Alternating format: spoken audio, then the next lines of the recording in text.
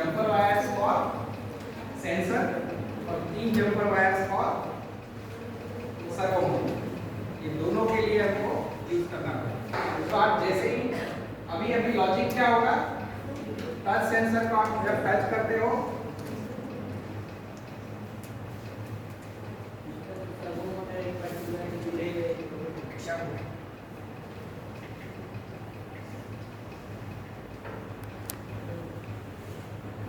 now you can see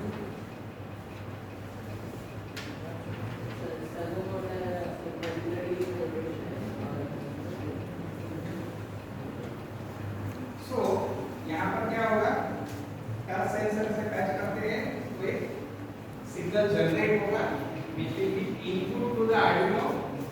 और हम ऐसा लॉजिक सेट करते हैं कि अगर ये इनपुट हमको मिलता है then servo motor should rotate at certain angle। Program को कैसे लिखेंगे कि यहाँ से इनपुट हम सेंस करेंगे, अगर वो इनपुट आ रहा है that means if it is high servo motor should rotate for so and so angle. अगर इनपुट नहीं आ रहा है then it should not rotate.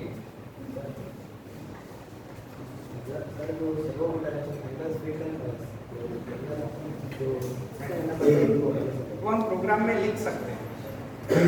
Programme के अंदर हम लिख सकते हैं कि एक बार अगर हम टच करते हैं तो सर्वो मोटर कितना एंगल रोटेट होना चाहिए, और अगर उसको टच छोड़ देते हैं तो वो स्टॉप हो जाए, मतलब 90 हो गया, उसके बाद ऐसे ही रहेगा।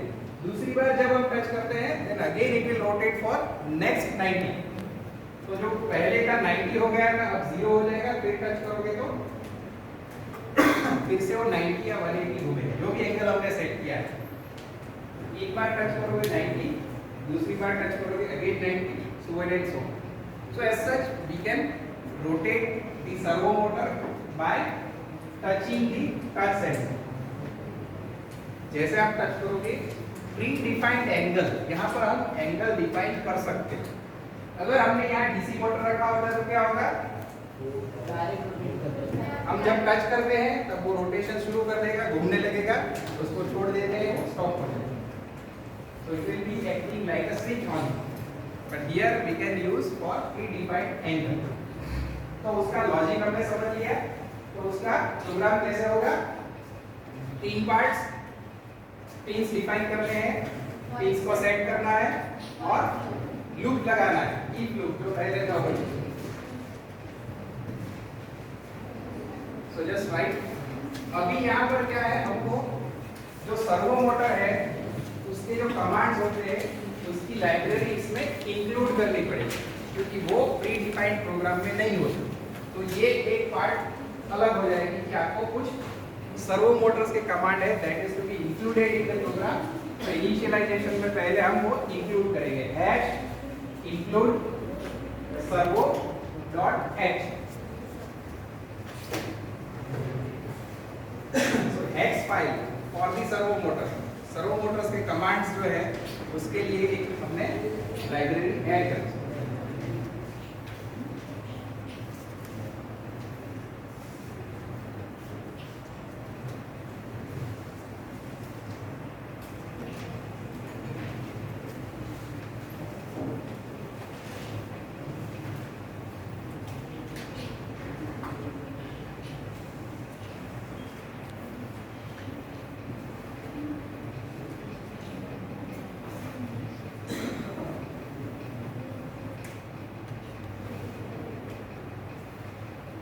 लाइब्रेरी इंक्लूड कर दी। पिंग के लिए हमने कुछ कॉन्स्टेंट्स डिफाइन कर दिए हैं,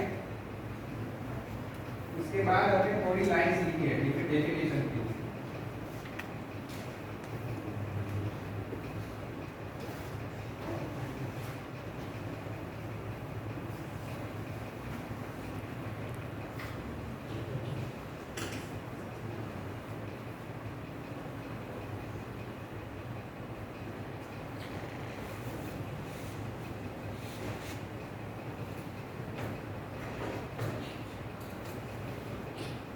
यहाँ पर हम 2 चीजें एक साथ ला रहे हैं और थोड़ा कॉम्प्लिकेटेड कंट्रोल है, तो प्रोग्राम थोड़ा लंबा।